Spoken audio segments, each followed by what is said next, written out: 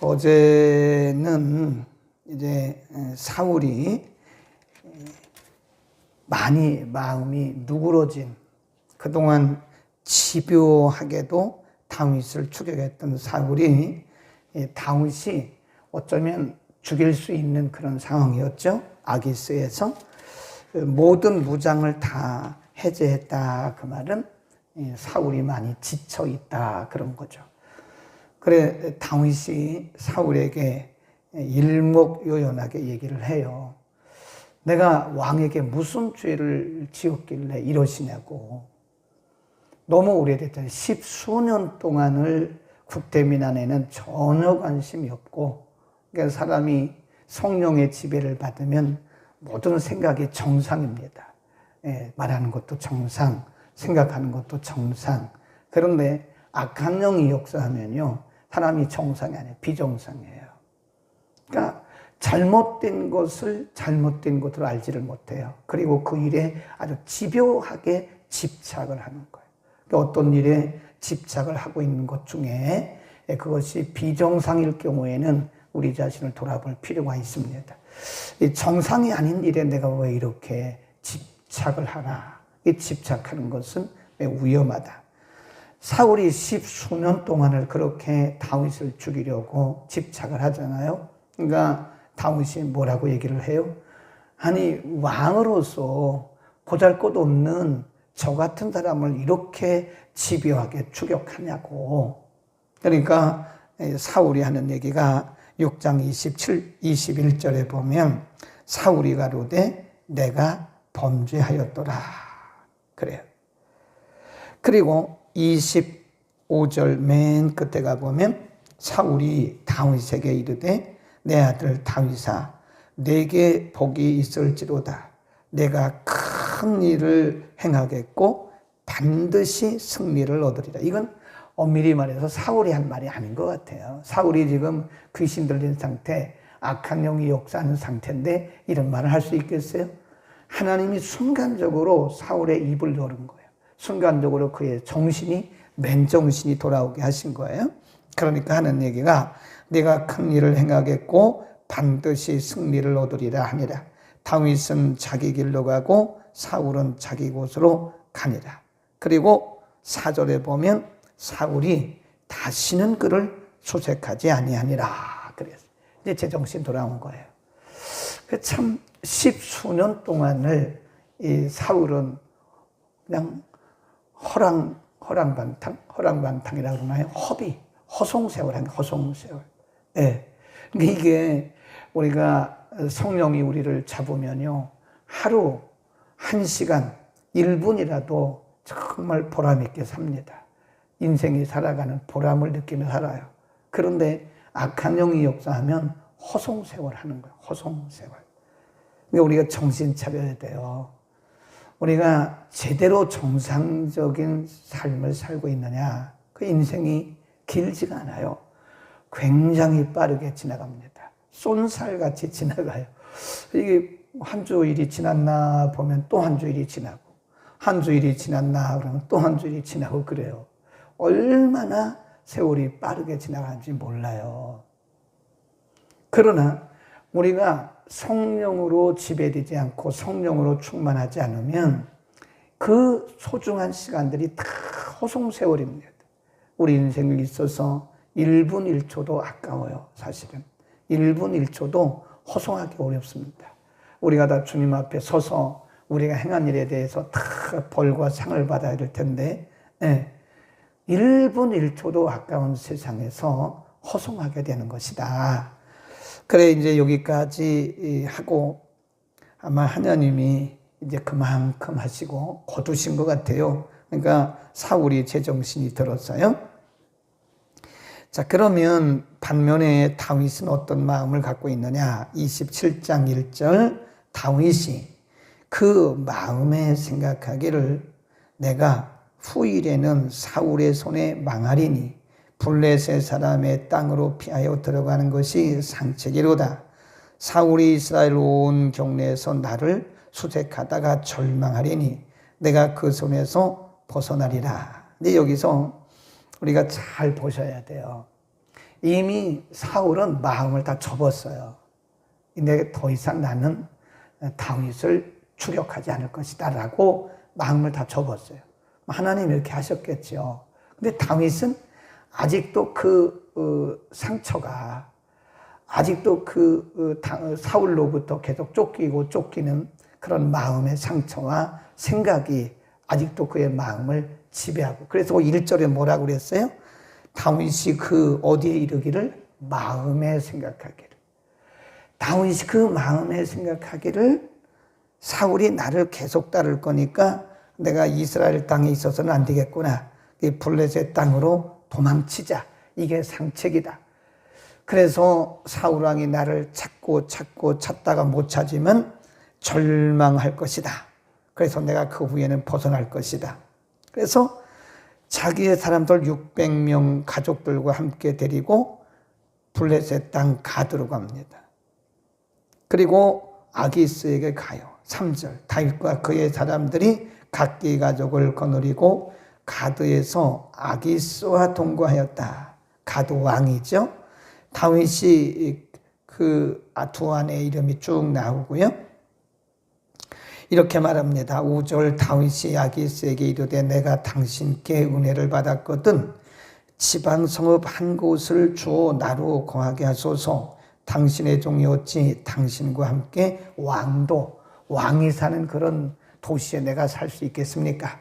내게 한 마을을 주시오. 그래서 시글락이라고 하는 곳을 가드왕 아기스가 줘요. 그런데 중요한 것은 나중에 이 아기스에게 올무에 발목이 확 잡혔어요. 거기 보세요.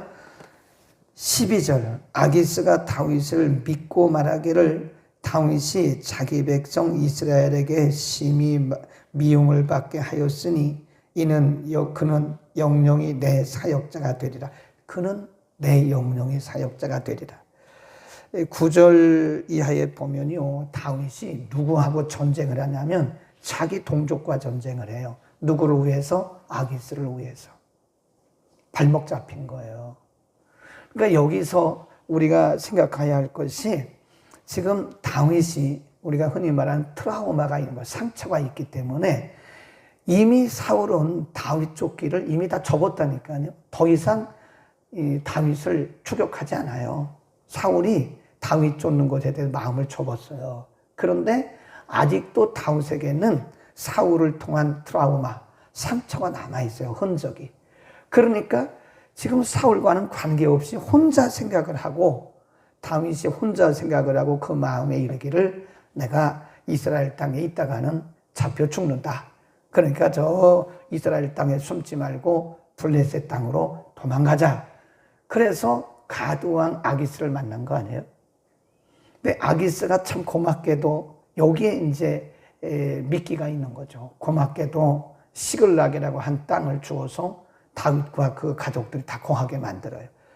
거기 거하는 동안에 이스라엘 백성들이 시글락을 공격한 거예요. 그러니까 아기스에게 신세를 진 다윗이 가만히 있을 수가 없잖아요. 자기의 동족임에도 불구하고 아기스에게 은혜를 갚기 위해서 자기 동족과 지금 전쟁을 하는 거예요. 발목 잡힌 겁니다. 그러니까 뭐라고 얘기를 하냐면, 아기스가 다윗을 믿고 말하기를 다윗이 자기 백성 이스라엘에게 심히 미움을 받게 하였으니 그는 영영이 내 사역자가 되리라. 이게 지금 다윗이 발목 잡힌 겁니다. 그래서 우리가 이 불신자들과는 교제하는 게 어려워요. 어렵습니다.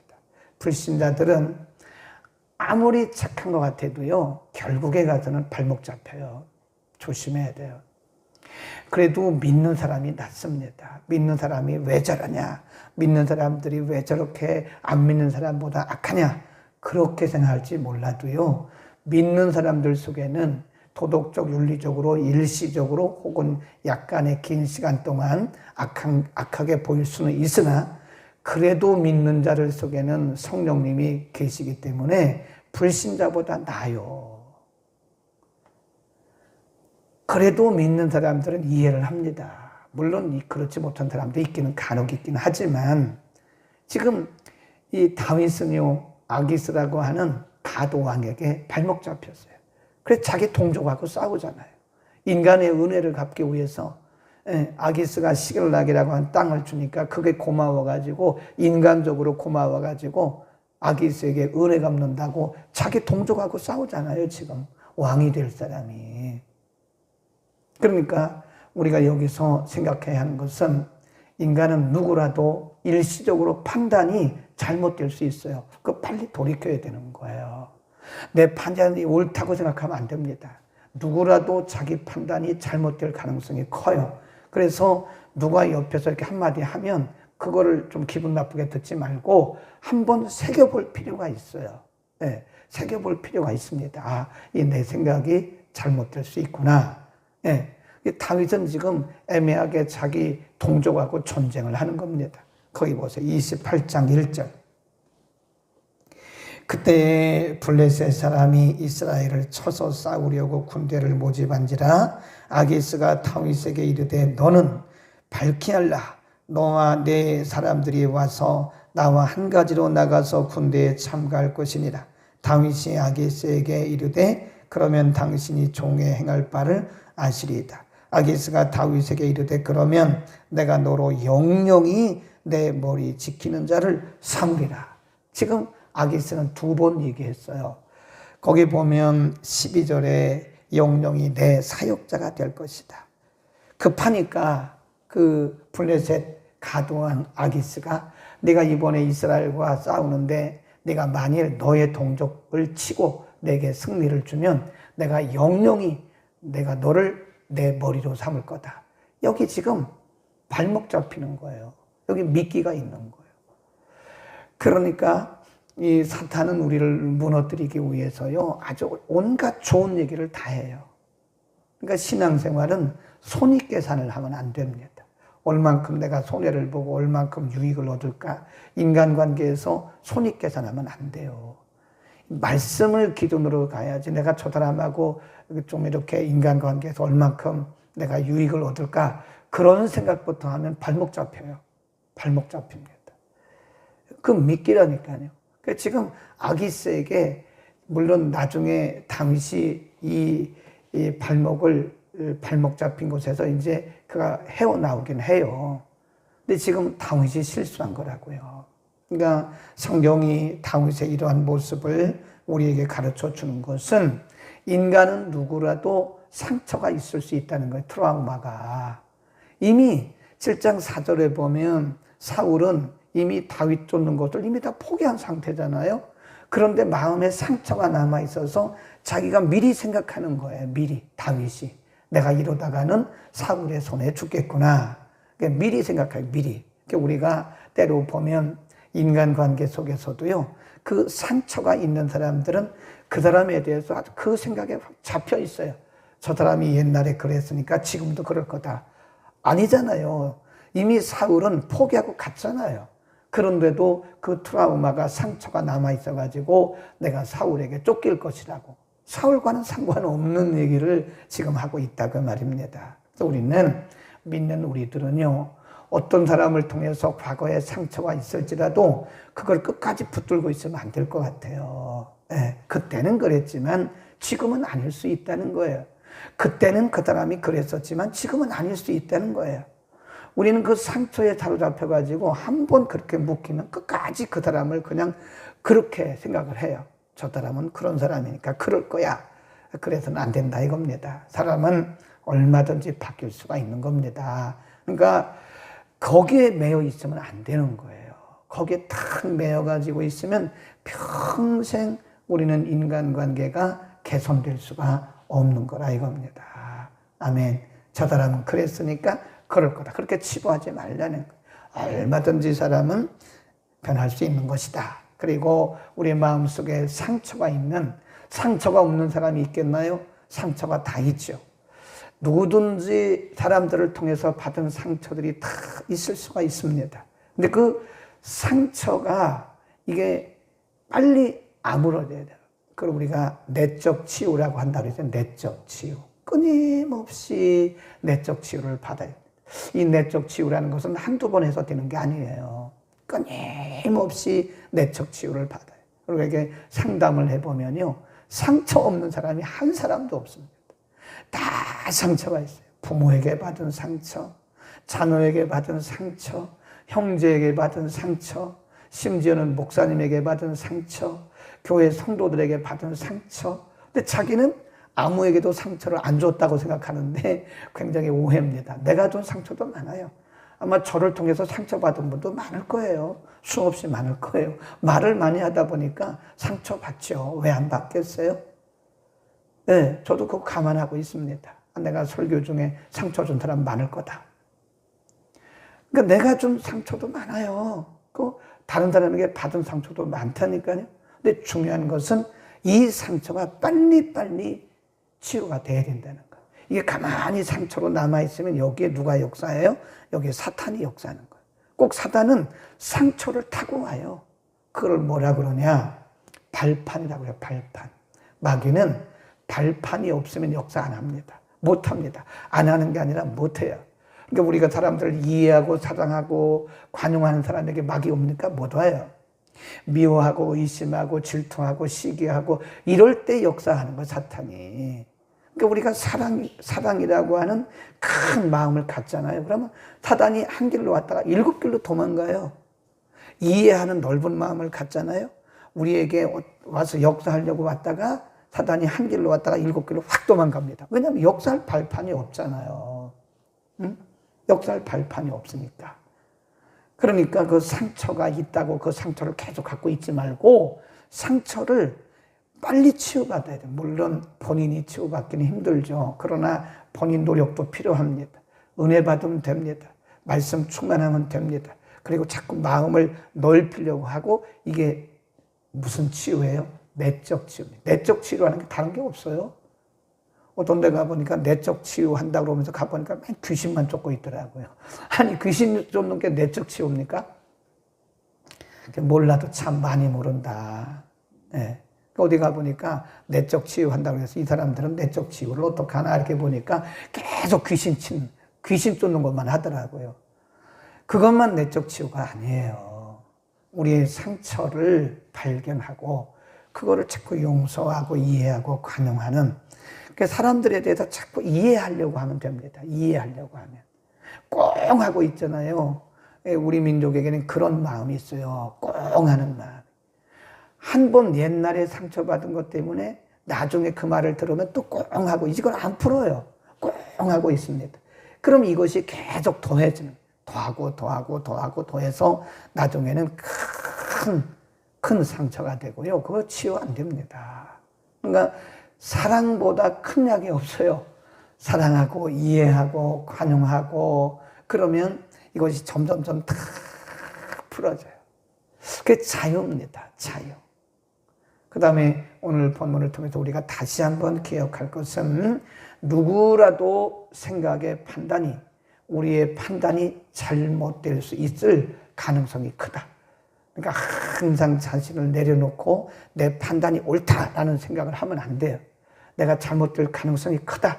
그럴 수도 있다. 내 말이 꼭 맞는 것은 아니다. 네, 그 생각을 해야 돼요. 내 생각이 꼭 맞는 것은 아니다. 내 생각이 틀릴 수도 있다. 항상 이 가능성을 열어놔야 돼요. 우리는 의외로 자기 주장이 강해요. 그러니까 사역을 하다 보면 이 자기 주장이 강하고 그걸 뭐라 그러죠? 뭐가 강하다 그러죠? 자기가 강한 사람이 있어요. 자기가 강한 사람들은 은혜를 잘 늦어요. 은혜를 받기는 받는데 은혜 받는 속도가 늦습니다. 근데 자기 주장을 내려놓으면요 훨씬 빨리 은혜가 오더라고요. 네. 어쩌면 우리가 내려놔야 할 부분들이 많아요. 자기 주장. 내가 옳다고 생각하면 안 돼요. 내가 잘못될 수도 있구나. 내 생각이 잘못될 수도 있구나. 내 판단이 틀릴 수도 있구나 라는 생각. 그러니까 제가 늘 얘기하잖아요. 그 인간의 구조 속에, 의식 구조 속에 3가지가 있어요. 나는 맞은데 당신이 틀렸어. 영어로 말하면 I am right, you are wrong. 나는 맞는데 당신이 틀린 거야. 네. 어떤 사람들은 이렇게 말하죠. I'm wrong, you are right. 내가 틀렸고 당신이 맞아. 이런 사람이 훨씬 건강합니다. 네. 훨씬 건강해서 마음도 건강, 영혼도 건강, 육체도 건강해요. 그런데 나는 맞는데 당신이 틀렸어라고 고집을 부리는 사람은 굉장히 건강하지 못해요. 그리고 사회성도 떨어져요. 어디 가든지 소외를 당합니다. 외톨이가 됩니다.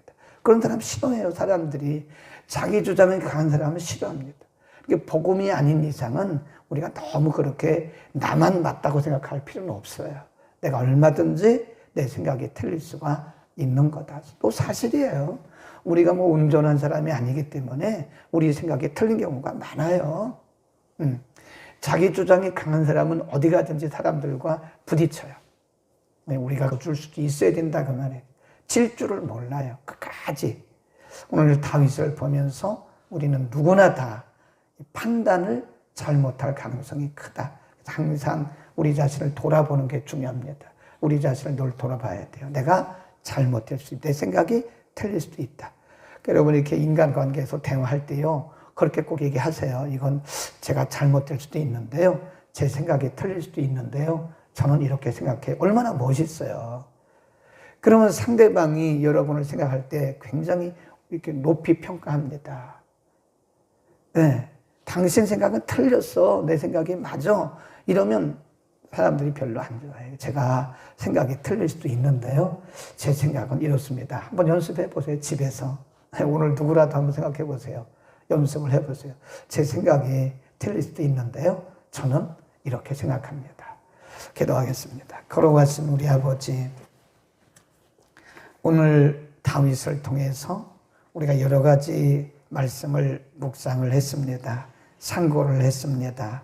이미 하나님의 때가 되어서 사울은 다윗을 쫓는 것을 모두 다 접고 자기 곳으로 돌아간 이후인데도 불구하고 다윗은 그동안의 상처가 남아있기 때문에 여전히 사울이 자신을 추격할 것으로 믿어서 그렇게 생각해서 블레셋 땅으로 가고 가드왕 아기스와 언약을 맺고 그곳에서 심지어는 자신의 동족과 전쟁하는 일까지 벌이는 잘못된 판단을 우리가 오늘 상고했습니다.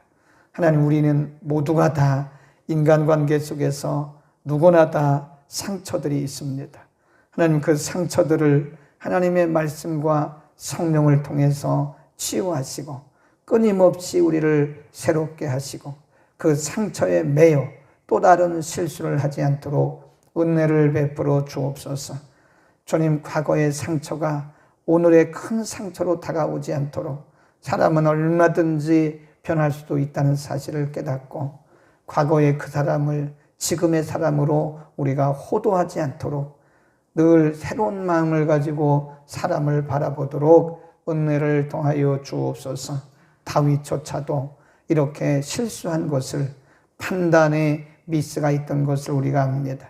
우리는 모두가 다 연약하고 제한된 인간이기 때문에 우리의 생각이, 우리의 판단이, 우리의 결정이 완벽할 수 없은 것을 인정하고 인간관계 속에서도 자기 주장과 자기 고집을 내세우지 말고 항상 자신을 낮춤으로써 우리가 원만한 인간관계를 할 수 있게 하시고 하나님과의 관계에서도 우리의 생각의 잘못됨을 알고 내려놓는 은혜도 있게 하여 주옵소서. 하나님과의 관계나 사람과의 관계가 늘 원만할 수 있도록 은혜를 더하여 주옵소서. 예수 그리스도의 이름으로 기도드립니다. 아멘.